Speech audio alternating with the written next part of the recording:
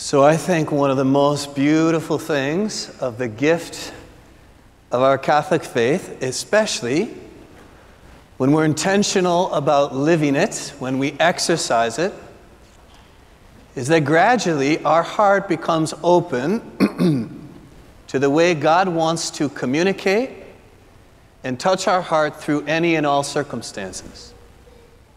So less and less is it like I come to church and then I live my life, or these events are sacred and these are profane, or it's that everything has this capacity to speak to us of Him and what He wants to say to us.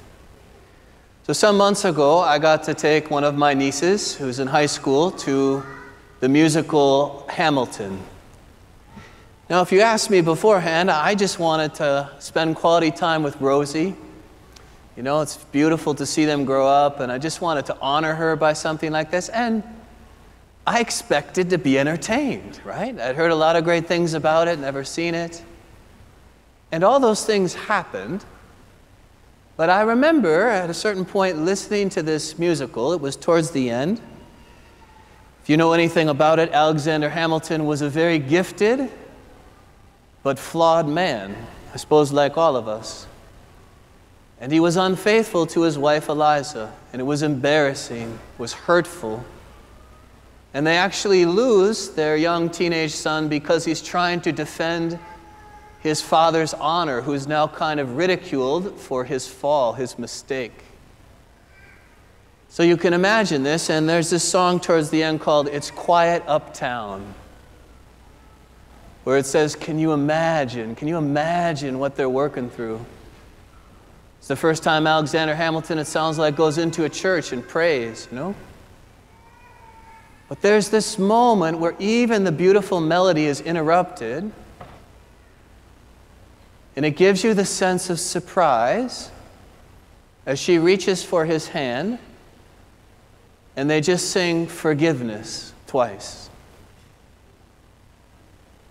And it touched my heart. I mean, it literally stayed with me for weeks in the way that God wanted to reveal something to me. And so many conversations after that confirmed it, and times of prayer, and different scriptures like, notice this, pay attention.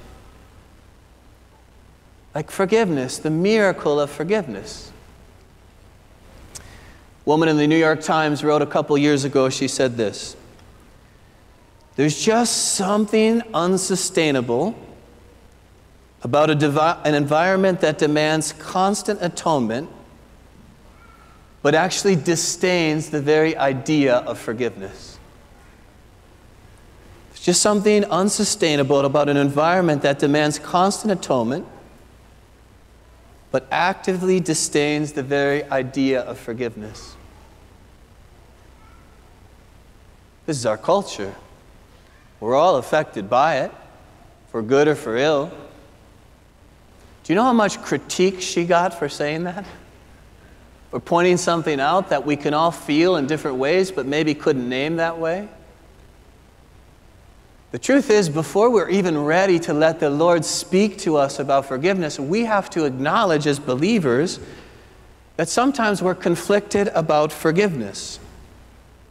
We feel this apparent contradiction between forgiveness and justice.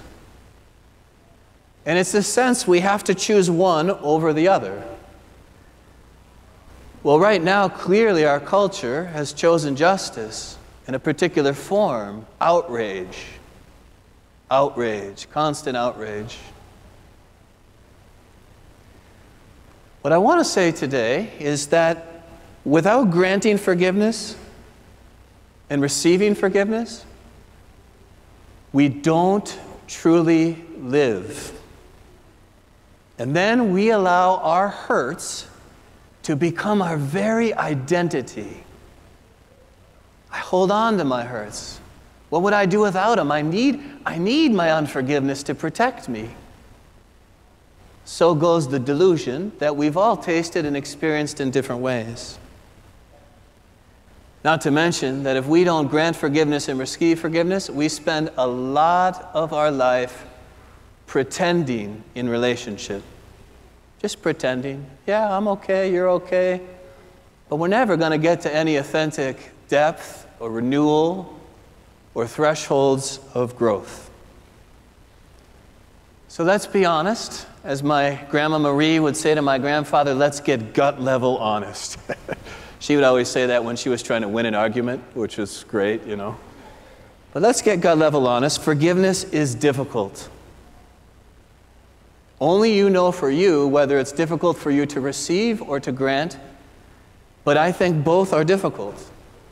We see this in the parable that Jesus tells, right? The man wants to bargain. I'll pay you back. Do you know what the equivalent of this debt is? It's in the billions if we translated it into current currency. There's no way he's paying back. There's no way. It's so futile, but he still believes that he can bargain. Of course, we do this as believers, you know. God, if you just do this, I promise, then I'll start to do this and that. The reality is no amount of sort of self-flagellation, you know, like we beat ourselves up, can undo the damage we've done. Alexander Hamilton knew this. He was trying to make atonement. But ultimately it was never going to be enough. He couldn't go untangle things. He couldn't reverse what he had done. And then about granting forgiveness, how difficult that is. Don't we hear that in Peter? He thinks he's being generous, doesn't he? The Lord's been talking about mercy. Here's how we reconcile. And he says, Lord, how? 7 times? Do I have to? Is 7 times good? Are we good at 7? And the Lord gives him, of course, this unconditional amount. You can see how Peter is a little worried, isn't he? That if I grant forgiveness freely, that maybe I'm giving the unscrupulous perpetrator this kind of unaccountability. After all, if my unforgiveness doesn't hold them accountable, what's going to hold them accountable? And yet, I think the lesson for Peter as Jesus gives him this parable in responses, it's like, if you're still counting, you're not forgiving. If you're still counting, you're not forgiving, and that's okay, just to name it. So let me ask then, what is forgiveness actually? What does it entail if we take Jesus at his word in this parable? I think there are 4 aspects that we can delineate, all of which are important. First, the king has the man brought to him, and the actual debt is named. See, what's important is that forgiveness begins with truth-telling, with exposure. We have to bring it to the light. Rather than covering it up with excuses or evading and half-truths. I mean, we see this in the practice of reconciliation.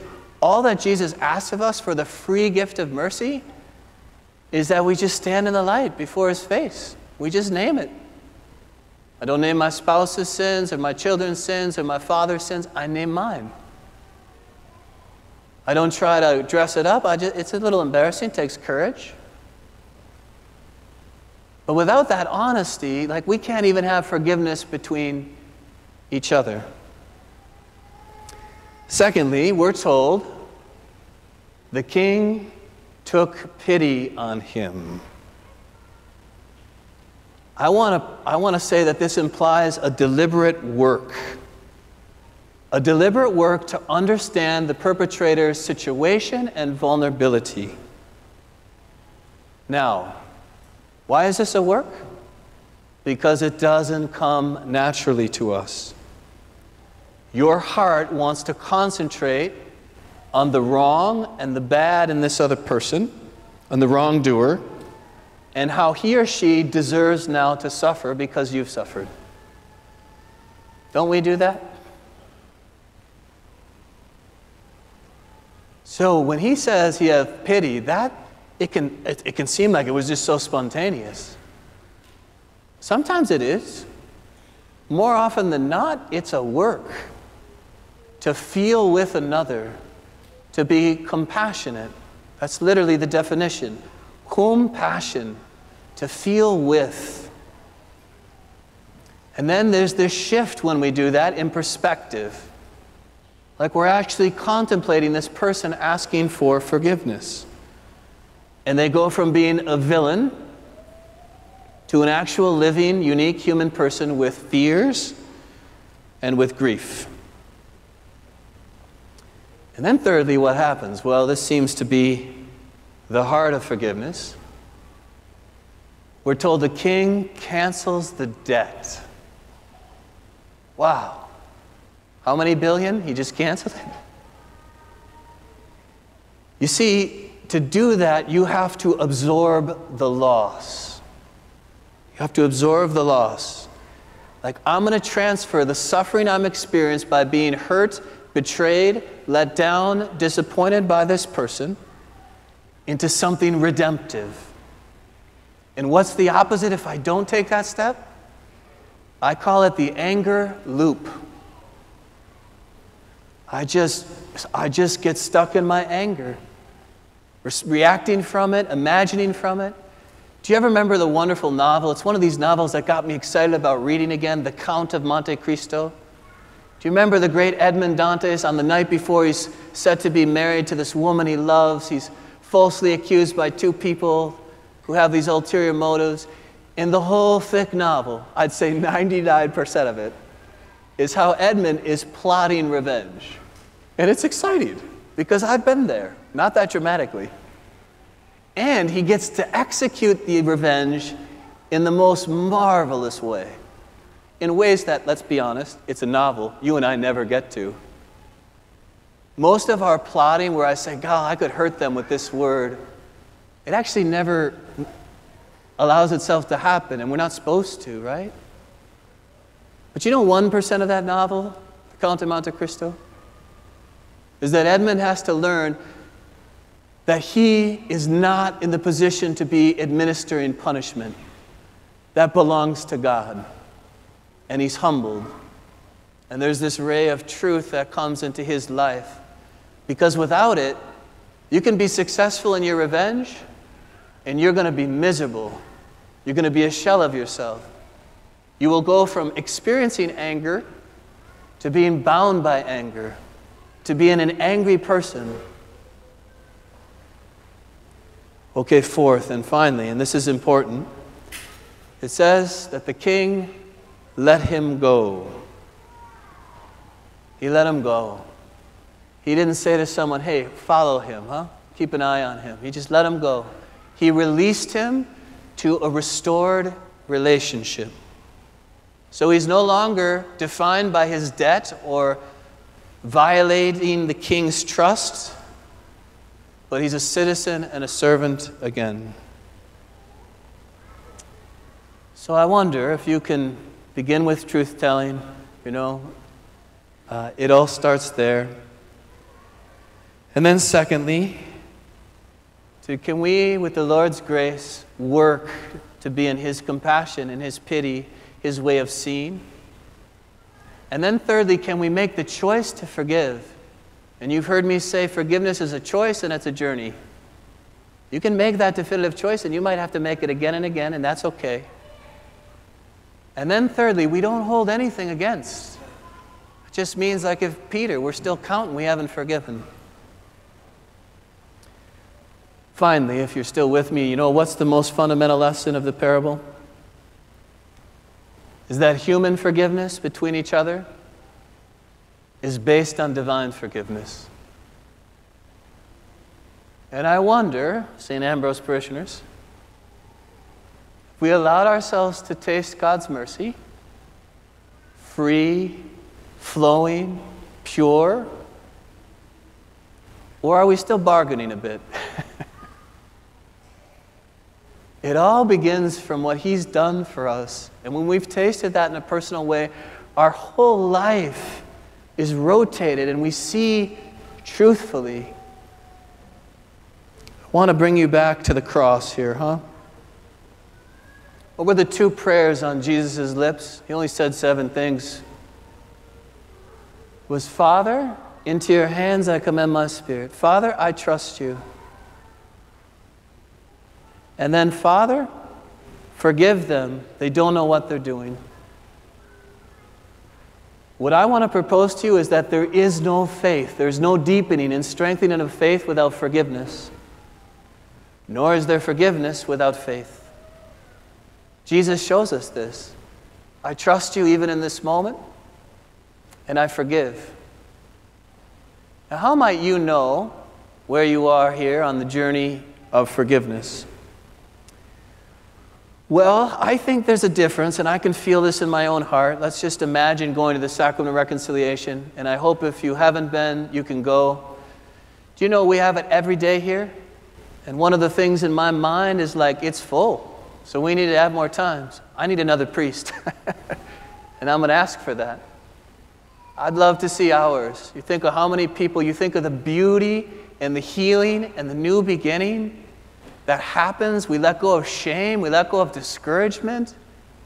But sometimes, because I go to confession at least monthly, I walk away from confession feeling, whew, I escaped consequences.